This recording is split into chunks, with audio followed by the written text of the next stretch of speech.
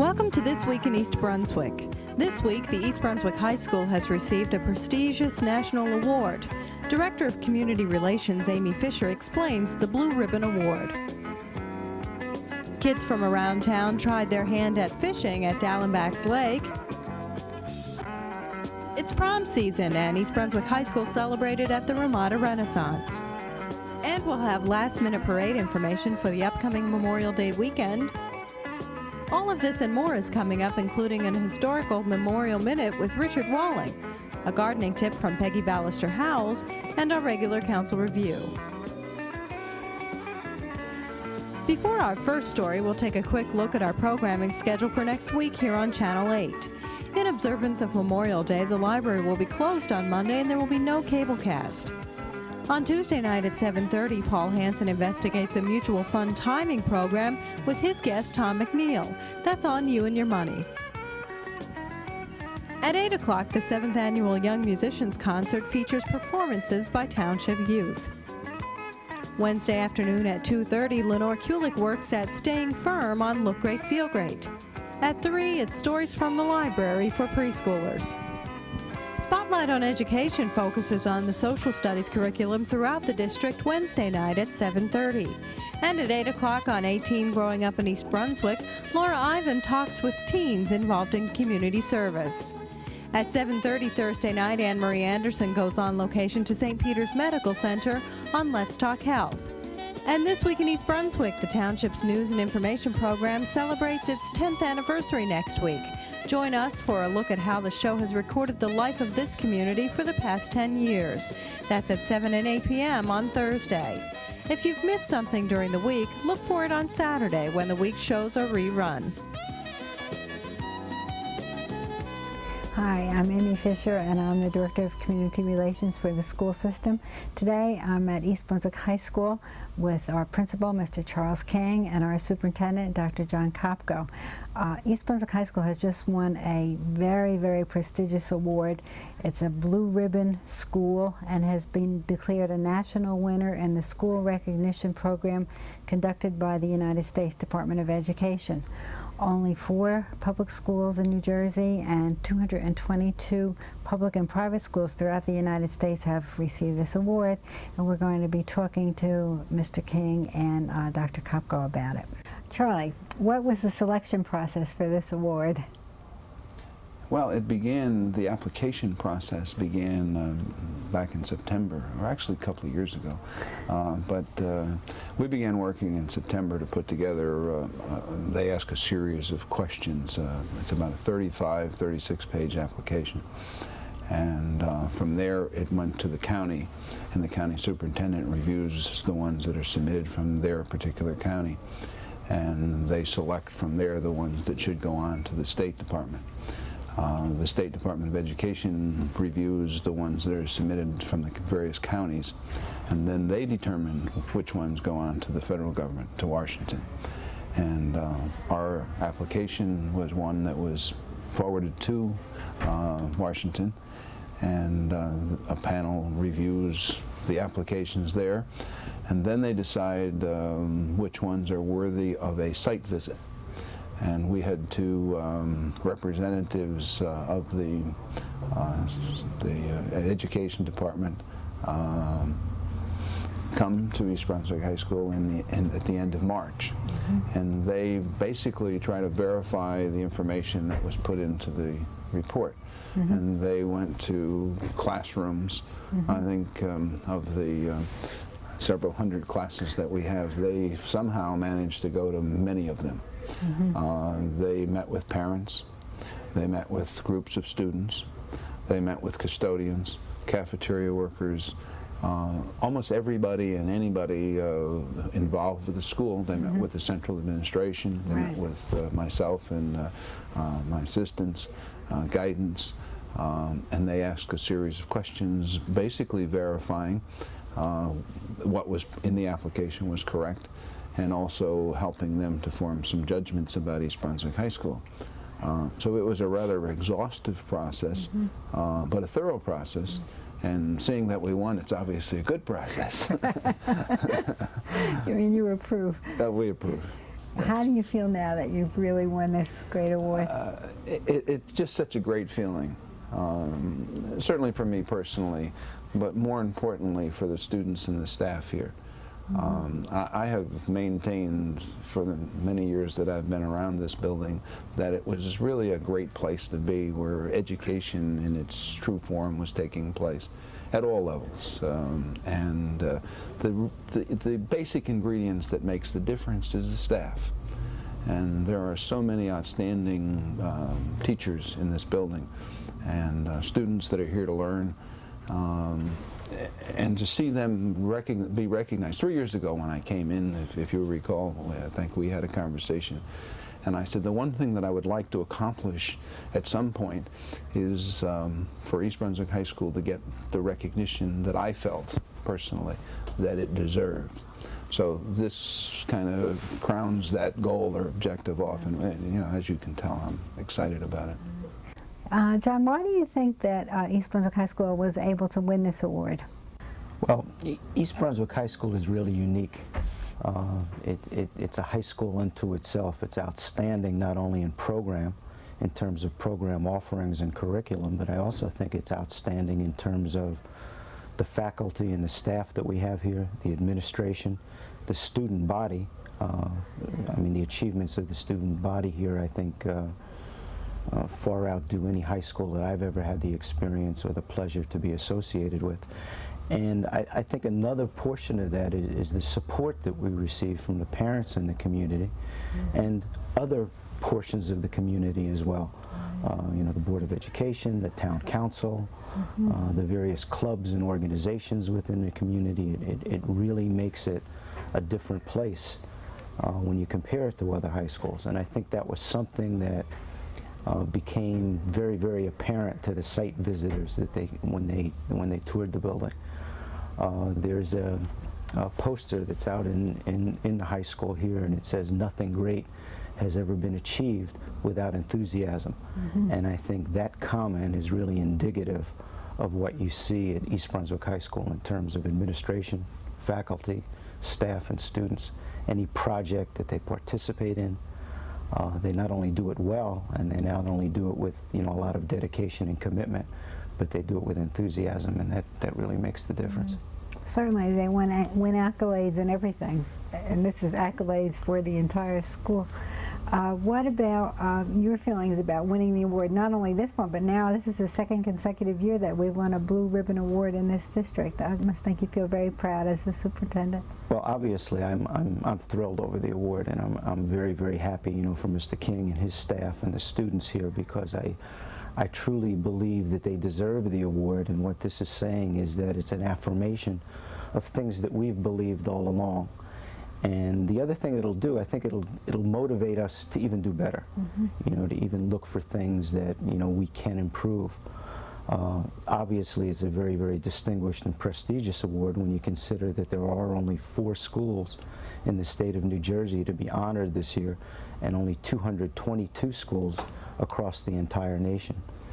And to now have 2 schools with national recognition, I mean, that's a distinction that there aren't very, very many school districts across the nation that can point to. And it is a result of this community and the students and, you know, the dedication of personnel. With the high school winning the award, I think it's more of a community event and a community celebration, because there are just so many facets, not only the elementary schools and the middle school and the junior high school, that all feed into the high school. And I think we could all join in celebrating such an outstanding achievement. And we're very, very happy. Okay, well, thank you very much, both of you, for being here. We're going to be back at East Brunswick High School for a longer look at some of the great programs here on our Spotlight on Education in June. And in the meantime, Mr. King, congratulations again to you and to all of your staff. And I'm sure you'll get many more of them before this school year is over. Good morning. I'm Officer Ken Wiles of the East Brunswick Police Department, and we're here at Dowlenbach Lakes for the PBA's 6th Annual Fishing Derby. Behind me are over 200 East Brunswick children fishing for over 750 trout that were stocked in the lake last night. We are giving away prizes for any type of fish caught. We have rods and reels, tackle boxes, fishing kits. We're giving away rods and reels. One is for the smallest child with the biggest fish. We also have one for the biggest child with the smallest fish. We have for the biggest trout, biggest fish all around, and we also have a rod and reel for every child, for the biggest fish caught from age 16 to big enough to bring the fish up and have it registered. There's no fee for this fishing derby. It's provided free of charge by the PBA, and we are also planning for next year's 7th annual fishing derby. If you'd like information for next year, please contact the police department at 390-6900.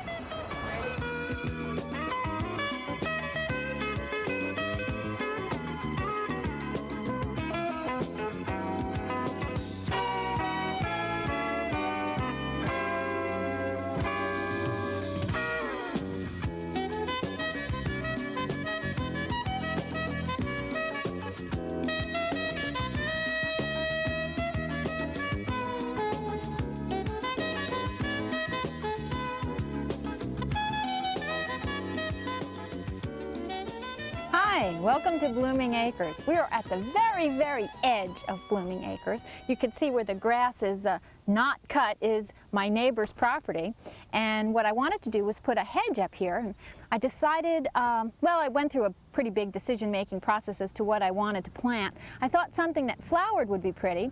I thought about roses, but they can be very expensive when you want to plant them in as long a row as this.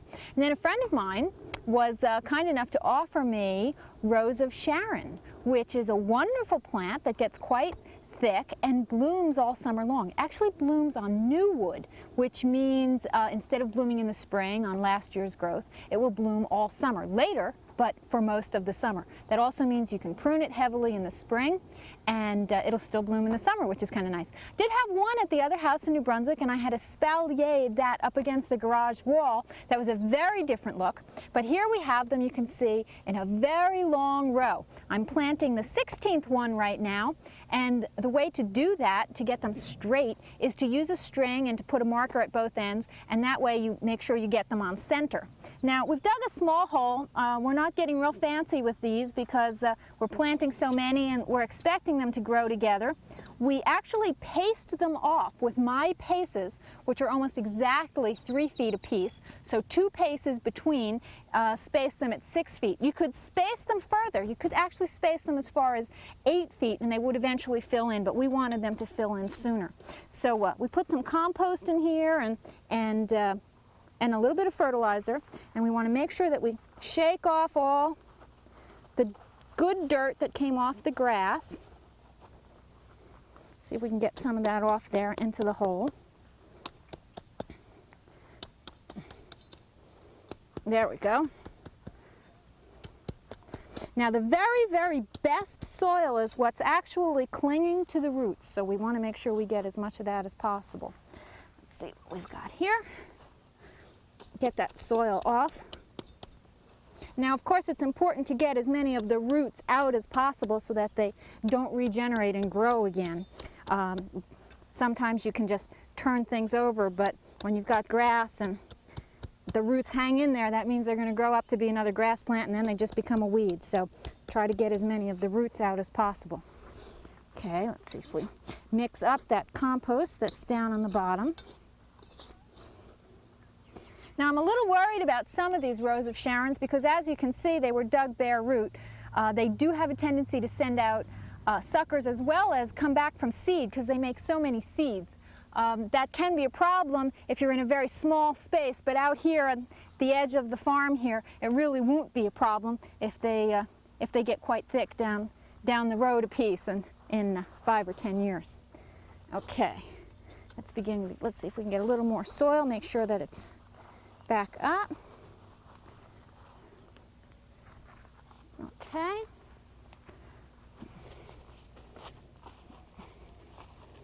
Now the soil is very dry. The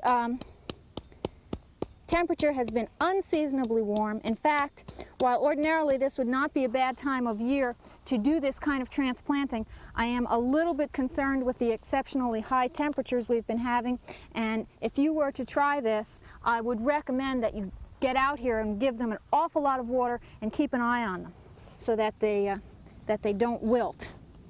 Okay, that looks pretty good. We'll dig this hole down a little further. Let's see. Want to make sure that we don't bend or break any of the roots. A little further. Okay. Okay. Push that all back in.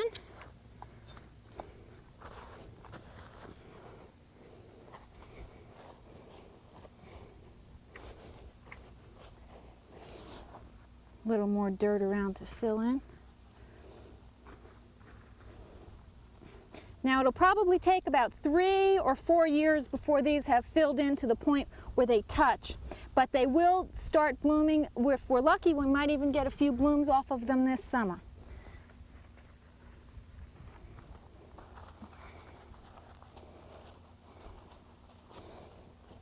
Okay, now it's important to tamp it down. You don't want to press too hard, but tamp it down lightly.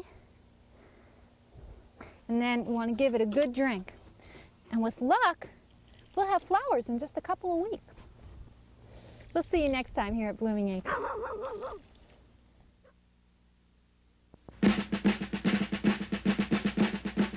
We're here at Chestnut Hill Cemetery in East Brunswick off of Old Bridge Turnpike behind Movie City 5. This cemetery was created during the American Civil War, and it's fitting that we think about Chestnut Hill Cemetery and the men who are buried here. The plot in front of me is the GAR plot.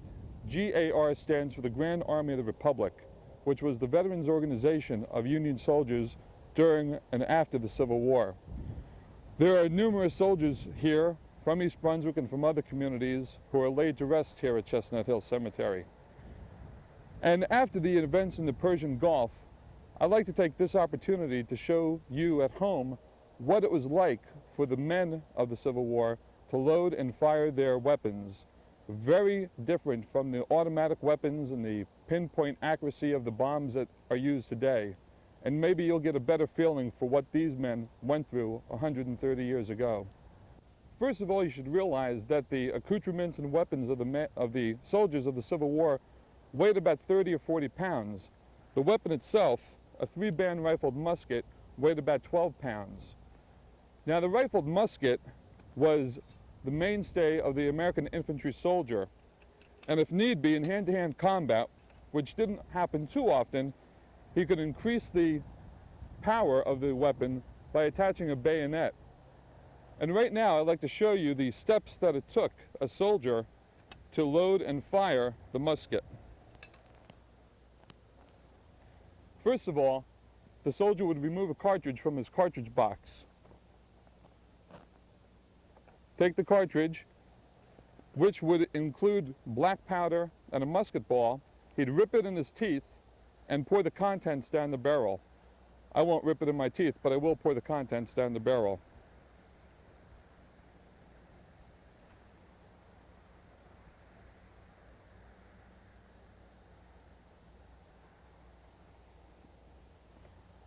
Now, in the cartridge itself, and the cartridge box contained about 40 cartridges, each cartridge would have a mini ball. Now, these are battlefield found mini balls from Virginia, and I'm just, for demonstration purposes, showing you what one looks like. The mini ball was an ounce of soft lead, and when this projectile would hit a body, it very often would do so much damage that arms and limbs would have to be amputated. Now, once the soldier had loaded the musket, it wasn't yet ready to fire. He still needed a means of igniting the gunpowder in the barrel. So he would remove a percussion cap from his cap box, pull the hammer back halfway to the safety position, put the cap on the nipple of the lock, pull the hammer all the way back, and he would fire is this. Now, a soldier was expected to load and fire a musket in that fashion 3 times per minute. That was the mark of a well-trained soldier. So you can imagine the firepower that was put out and why soldiers at that time had to stand shoulder to shoulder and blaze away at one another.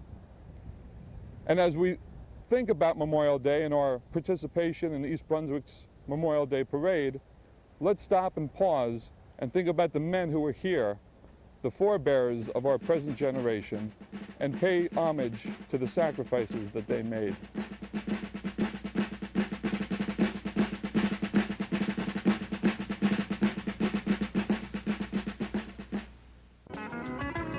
The big East Brunswick Memorial Day Parade is this Sunday at 1 o'clock. Here's a look at the parade route for those of you who will brave the sun to enjoy the afternoon celebration. The parade starts at the Middlesex County Fairgrounds on Cranberry and Fern Roads. The contingent of 97 marching units will follow Fern Road all the way down to Dunham's Corner Road, where they turn right and march down toward Riders Lane. At the corner of Dunham's and Riders, the parade route takes another right-hand turn onto Riders all the way down to the Civic Center Drive. As the marchers turn right onto Civic Center Drive, they'll pass the reviewing stand on the left and thousands of spectators all around. Immediately after the parade, there will be a ceremony honoring all service personnel at the Civic Center complex in front of the municipal building. Several roads will be closed during the parade, so traffic in the township could be heavier on Sunday. If you live along the parade route or plan to attend the parade or travel to that area of town that day, call the parade office at 390-6893.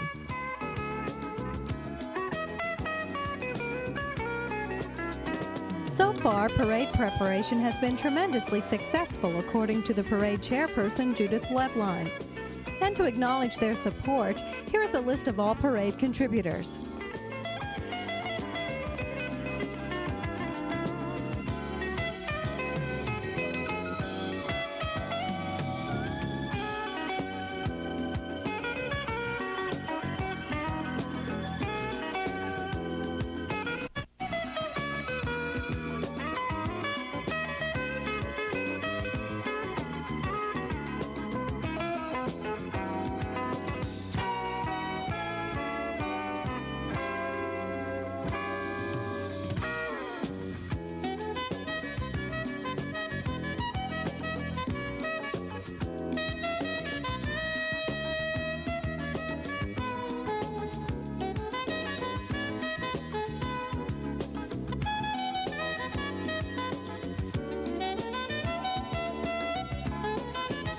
Also, to commemorate the huge Memorial Day celebration, several township departments decorated their offices in red, white, and blue. The decoration was part of a contest sponsored by the parade committee. The winners, those who showed the most spirit and gave the most information to the public, get a free lunch for their efforts. The first place winners were the employees in the court office. Second place went to the circulation department at the library, and the third place winners were the detectives in the police department. Several departments received honorable mention for their participation. Come on out to the Daisy Fair, Central Jersey's biggest week-long party, May 22nd through the 27th at the Middlesex County Fairgrounds in East Brunswick, New Jersey. Rides, games, food, and attractions, all to benefit our special kids with disabilities. Free attractions at the fair all week include a circus, petting zoo, hot air balloons, Corvette show, bands including Matt Bon Jovi's Bad Influence, Larry Chance and the Earls, the Shirelles, and yes, fireworks on Sunday, May 26th. So come on out to the Daisy Fair, May 22nd through the 27th at the Middlesex County Fairgrounds in East Brunswick, New Jersey. At Monday night's council agenda meeting, Director of Parks, Recreation, and Community Services, Judith Lebline, presented special commemorative posters to contributors to the Memorial Day Parade Fund. I have to say that this year's parade has been an exhausting event for all of the township departments that are involved, but at the same time has really been exhilarating because there has not been a single door closed to us, not a single appeal that has been turned down, and it's been very gratifying how the entire community has really embraced this year's parade. And in fact, I think the entire community is marching in this year's parade, and so invite your relatives in from out of town so that we have someone to watch us. Also at the meeting, the council devoted half of the evening to a special action session to work on the Board of Education budget. The school board budget was defeated by voters in late April. Therefore, the board and the council were forced to rework the $62.2 million proposal. At Monday night's meeting, the council outlined over $500,000 to be cut from the budget. The cuts would reflect a 2-cent reduction in the school property tax rate. Some specific cuts included $100,000 from a teacher's pension fund, $100,000 from a Social Security fund, and another $100,000 from a teacher's salary account, all of which were said to be overfunded. About $250,000 was cut from the capital budget, which was intended to fund the construction of new classrooms at Warnsdorfer School. Council members commented on various cuts. The next item is a PERS contribution. That's the pension plan, which I think a couple of the councilmen found was overfunded, and that's $100,000. Mr. Hudak. We'll take that out. I'm in agreement to take that out. Okay, this does not affect the quality of education, simply an overfunding in that account, and I would agree to take out the $100,000 in the PERS contribution. To echo my colleague's comments, this does not affect the quality of education, so I would vote to take it out. Thank you. The Board of Education has until June 6th to accept the cuts the council has proposed or to file an appeal to the State Commissioner on Education. We leave tonight's program with some shots of East Brunswick High School students at the prom. Thanks for watching.